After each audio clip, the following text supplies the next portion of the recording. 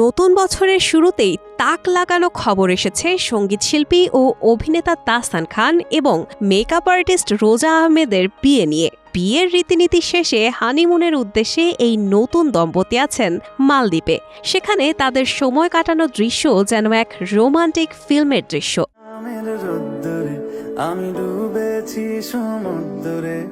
হানিমুনে গিয়ে তাহসান কোনো ছবি শেয়ার না করলেও তার স্ত্রী রোজা আহমেদ ভাগ করে নিয়েছেন দারুণ কিছু ছবি ও ভিডিও। সেখানে ভেসে ওঠে দুজনের ভালোবাসায় মাখা এক মধুর মুহূর্ত।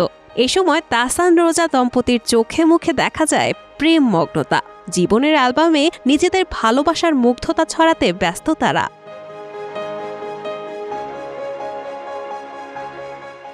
ছবিতে দেখা যায় মালদ্বীপের নীলচে পানির সৈকতে দাঁড়িয়ে রোজা। বালিতে তাদের পায়ের ছাপও স্পষ্ট। প্রতিটা ছাপ যেন তাদের সম্পর্কের চিহ্ন এঁকে গেছে। লাল গাউনে সাগর পাড় থেকে তাহসানের দিকে হাত বাড়িয়ে তাকিয়েছেন রোজা। সঙ্গে সঙ্গেই লাল পরী স্ত্রীকে ক্যামেরাবন্দি করলেন গায়ক।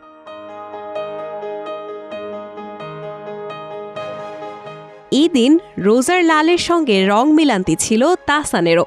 রোজার লাল গাউনের সঙ্গে তাহসান পরেছিলেন লাল শার্ট, আর সঙ্গতভাবেই তাকে বাহুডোরে আগলে রেখেছিলেন। সেই পোস্টের ক্যাপশনে রোজা লেখেন, জীবনের শিল্পে আমাদের সুতো চিরকাল জড়িয়ে আছে। এই ভালোবাসা যেমন শক্তিশালী তেমন ঐশ্বরিক।